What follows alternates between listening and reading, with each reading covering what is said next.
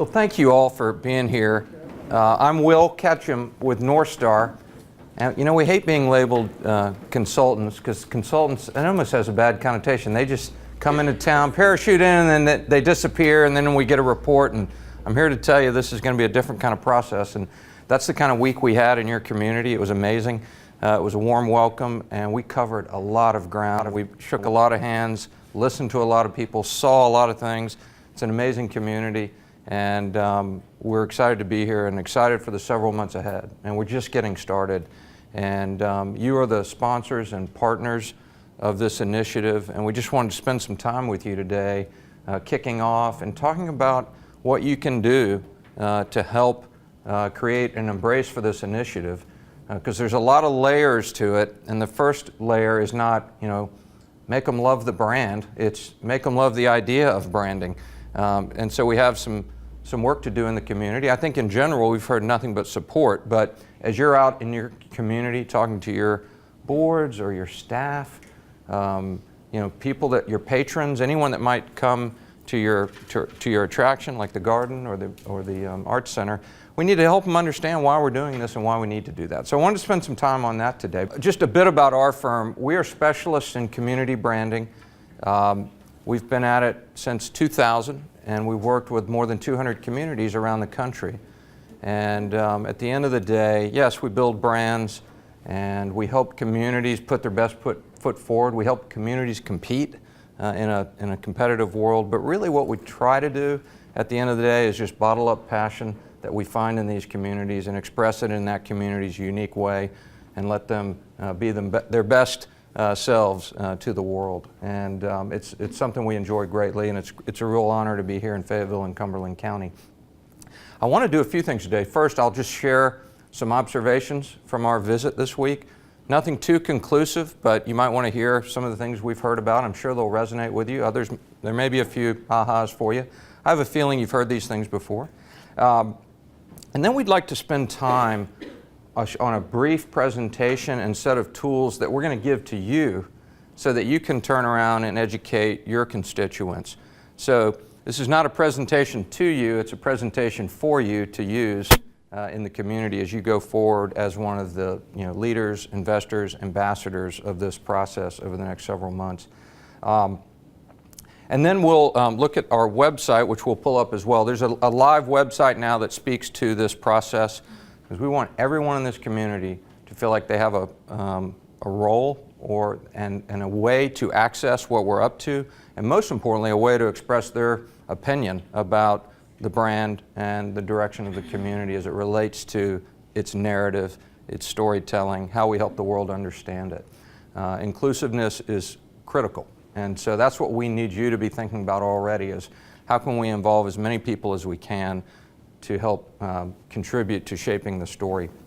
I'll offer just a little bit of advice and guidance in the big picture over what we're going to do over the next several months. It's not a simple thing. I'll tell you, one of the most amazing things that you've done is brought together so many people, meaning different organizations, into one room. We don't see that happen most of the time. We see it happen some of the times. Those are the great, bold communities, and you're among them. Usually we'll see that we're working for the city or for the county, perhaps for the CVB or the EDC. But you've pulled together this group, and that's congratulations. Now the flip side is it's pretty hard because there's a lot of smart opinions in the room. And so the unity of purpose that you talked about, we have to keep our eye on that because it'll be tricky as we get into the creative elements especially, and we'll talk more about that. But it's a great thing and then a challenging thing. But I'll take it any day over working with one group in a community. I'd rather have you all in a room. And then we'll just talk briefly about where we go from here and what's next. And it may not take a full 2 hours. We'll see how things go. We'd also like to, at a point, sort of open it up and let you ask questions about, all right, where are we going with this and what's next? Let's start with this presentation that we've developed.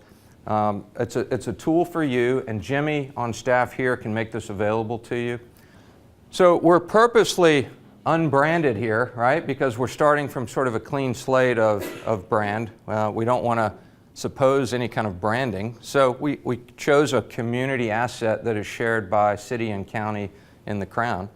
And really, at the end of the day, this is about creating jobs, investment, residential growth, and tourism by telling the world our unified story. So that's sort of the nutshell of what we're up to. And we tried to put this, I hope it comes off in sort of everyman terms, because you could be talking to any number of constituents, so we're not trying to get too fancy here. So why community branding? This is probably the biggest question you'll get. Why do we need this?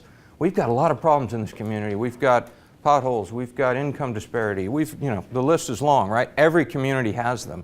So why are we doing this branding thing?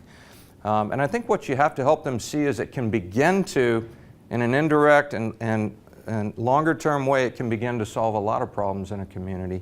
The world is much smaller than it was some 40 years ago, okay? So we have a smaller world that is more competitive, more mobile. That means that jobs are leaving the U.S., they're centralizing.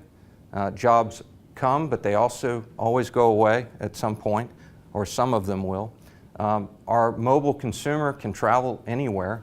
A long time ago, if you weren't one of the mega cities, you just were what you were your town or your city, because the consumer didn't have as much choice and as much mobility. But now, the traveler and also the knowledge worker, they decide where they want to work.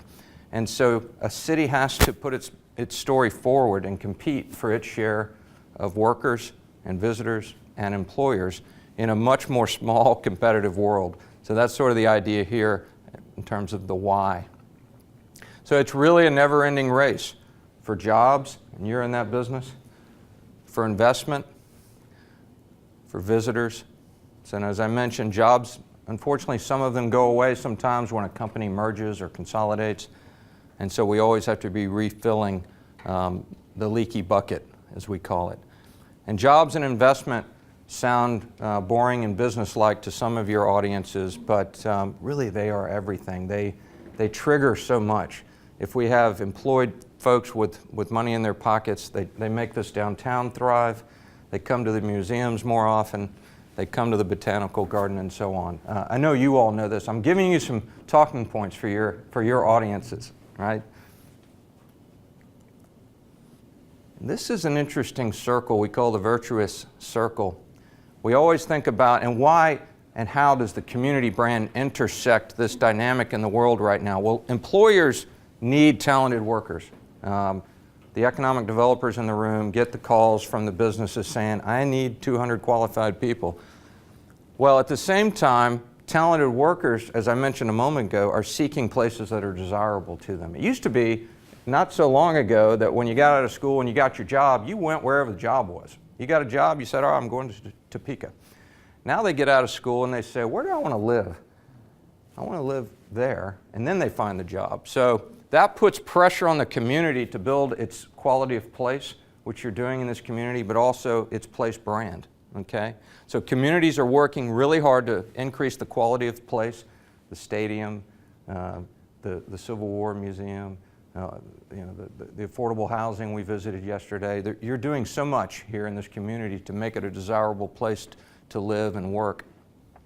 And so that's also where the community brand has to do its work. All right? We have to tell that story of the quality of this place.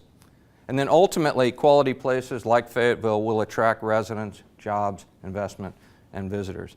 So we want to be an active participant in this circle, and the community brand is an important intersection to help you reach your goals. So the partners in this effort, you can see here, many of you are in the room, all of you are in the room for that matter. I don't know if we have a Vision 2026 board member, but they've been a part of our interviews and focus groups, but everyone else is here, and so has the schools. So really remarkable and impressive that these groups have come together to work together. That's an important slide for your talks because it makes your point that we have a unified effort in this community. This wasn't our idea, this wasn't their idea, this was all of us coming together saying we believe in this. The process is about 7 or 8 months, and this is a very simplified diagram of the process, but it's important to talk about. In general, what we have here is an hourglass shape. Can you see it? And so hourglasses start broadly and then they come to the neck, to the point. And at that point is our DNA and strategy formation. And that's a central piece of work for the people in this room. So let me begin, though, at the top of the hourglass. We're at that stage of stakeholder and community education.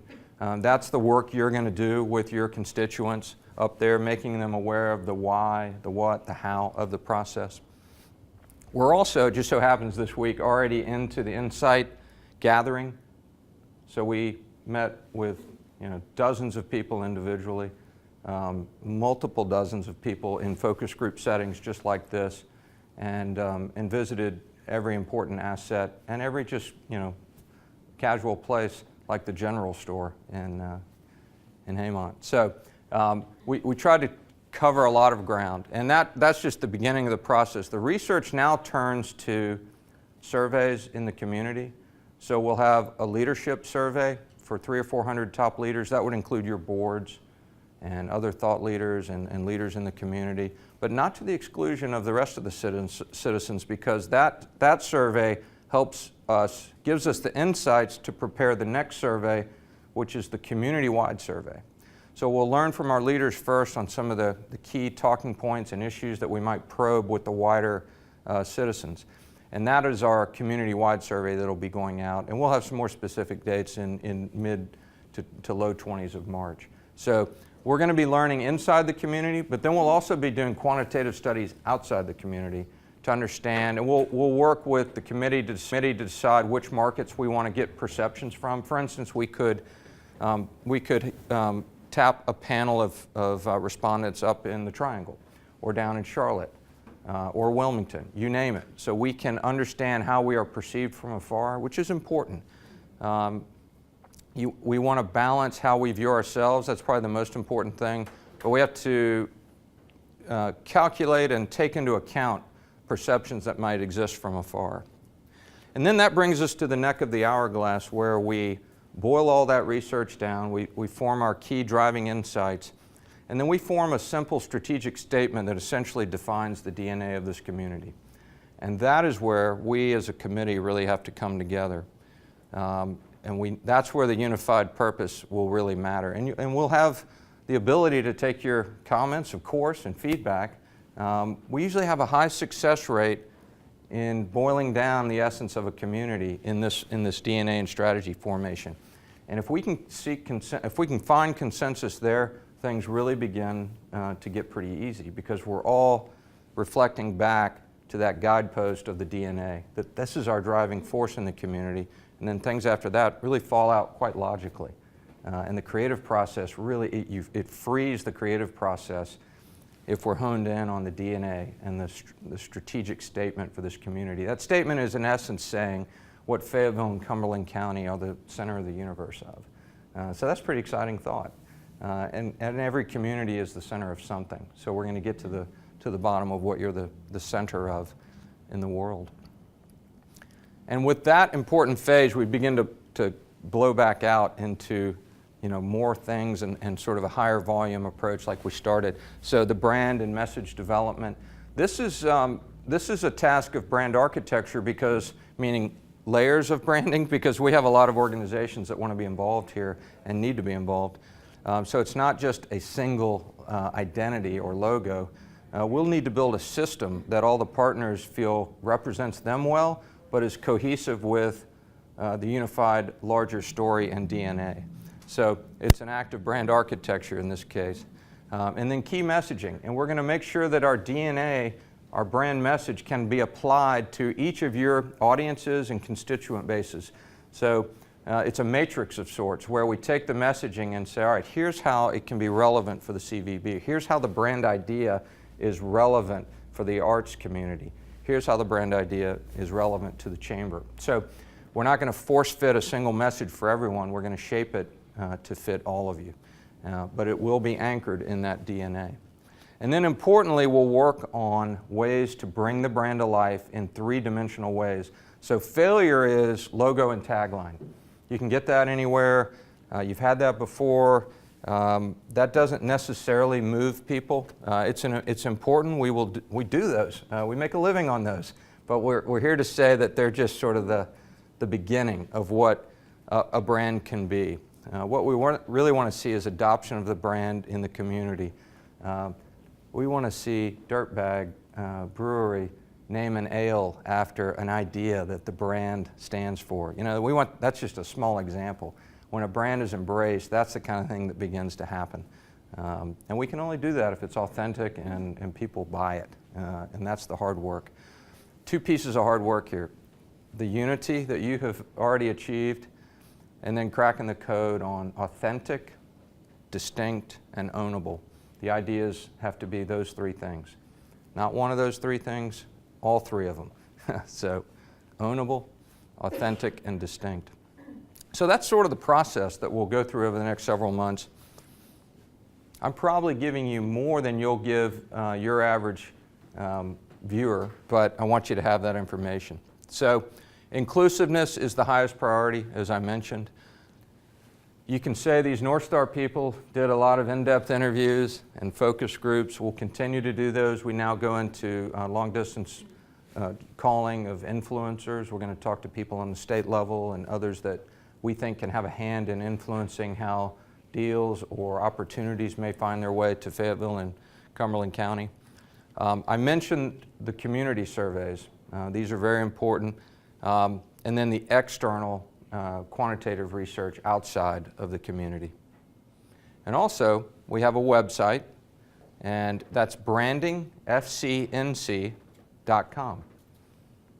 And if someone is confused or uncertain, encourage them to go there and express themselves there's a form. They can send us a note, and we'll be monitoring that daily, and give us their thoughts about what they think this story is, or a concern they might have. It can be anything. We'll be glad to hear it. So we're going to visit that site in just a moment. And then they might say, well, what's going to happen when we do this? They've asked why, and then, well, what will happen if we succeed at this? Well, we'll unify this community, hopefully around a common story and aspiration. We want the authentic truth about what we are today, but also with a dose of aspiration about what we can be.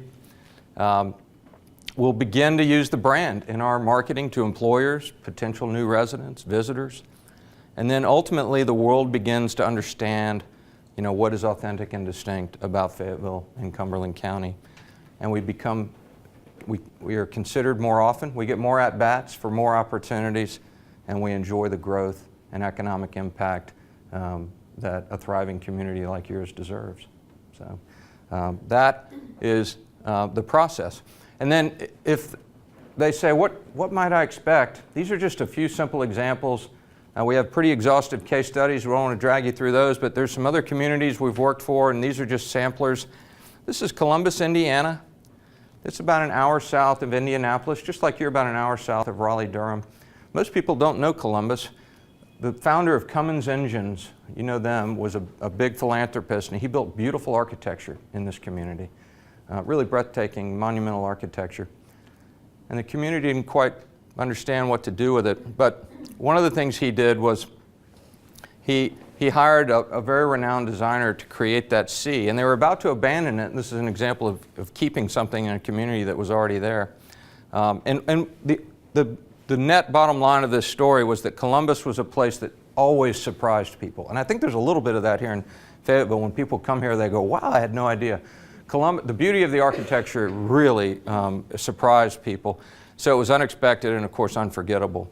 And so we built on the C, the modernist C, and in many ways you can see how all the different constituents lived by a theme but had their own interpretation of it, okay? So I'll pick on our Arts Council. See, so this is a nice example of a unified brand that came out of the city brand, but the Arts Council got their own take on it. We don't know if that's the solution for you, just want to offer up these examples. And you can see the Chamber, and then the Visitor Center, and the EDC as well. And if you go to Columbus today, you'll see the C everywhere, and the bus. And the good news is the results, and that's what we're really looking for here. They were the #1 location in the U.S. in 2014. That's a site selection magazine that they were advertising in. So things have gone really well with their branding.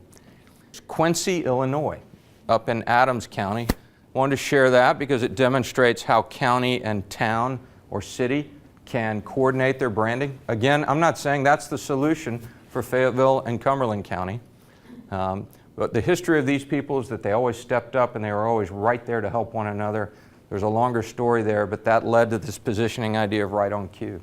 And the identity came straight out of their most important piece of architecture in town. If you see here, the stone structure is also represented in their identity. So it's been successful for them. Remember the 5th grade stumper? What's the capital of Kentucky? Louisville or Lexington? It's Frankfort.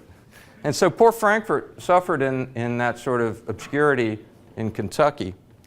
And we did a lot of work there to uncover what was special about it. And really, it was the manifestation of all that is great about Kentucky in a very small town that happens to be the smallest capital in relation to the size of the state in the country. So proportionately, it's the smallest capital in the United States. And so we take those superlatives and we took this notion that everything that's great about Kentucky happens in powerful ways in Frankfort, and that landed us at Frankfort, Kentucky Distilled, and it's been very successful for them. And so just another example. And here's Fargo, North Dakota. This has a slightly more tourism-driven focus, but they used to try to convince people at that CVB that it was warm in Fargo. And we said, well, maybe you lean into it. Maybe you lean into the fact that you're cold. So we'll talk about that over the months is let's own what we are and be our authentic self. Let's be our best Fayetteville. And so we instructed them to really lean into the coldness. And also a very quirky and interesting, eccentric community. And so that was a personality trait that couldn't be ignored. And so all of their branding led to North of Normal, and it's really worked well for them. One of their biggest successes has been the sale of merchandise. So those socks and hats and all kinds of things. But a fun, quirky community, and they really embrace the cold. We have like Arctic kickball up there, and so they get outside and just freeze and laugh about it. So that's how you lean into it. Dublin, California, up in Northern California, San Jose, San Francisco area, happens to be perhaps the most diverse. I think we statistically figured this out. One of the most diverse community in the United States with all the different cultures and ethnicities there. Also, real estate was a little bit cheaper off the bay, and it represented a great opportunity for those who had employment in that Northern California area but needed a more affordable place to live, and we branded them the New American Backyard, and it's been very successful for them. And then down in Jacksonville, Florida, we brought this along because they're also a military town, happens to be Navy, with 2 or 3 bases in the area. They never leveraged their greatest strength, which was their waterscape. So in Jacksonville, it's sort of like Norfolk. You've got the ocean, the intracoastal, and rivers, just water everywhere. And it really feeds a lot beyond lifestyle, economic engine with the port and the Navy and all that represents to employers in the way of folks coming out of the service, just like you have here with your Fort Benning troops that are so well trained. So we help them leverage the waterscape, and everything in Jacksonville is about the water now. So those are just some examples. So how you can help, this is you talking to your board members, your constituents, is really share with conviction your belief in Fayetteville, Cumberland County's need to market itself to drive long-term growth. Branding gets a hard knock. We say we have our own branding problem because people think it's just a logo and a tagline. But when done well, it can really be an economic driver, and more importantly, it can be a point of cohesiveness for a community and bring people together. And then encourage them, of course, to visit the website and share their ideas and thoughts. And so we'll take a look at the website now. It's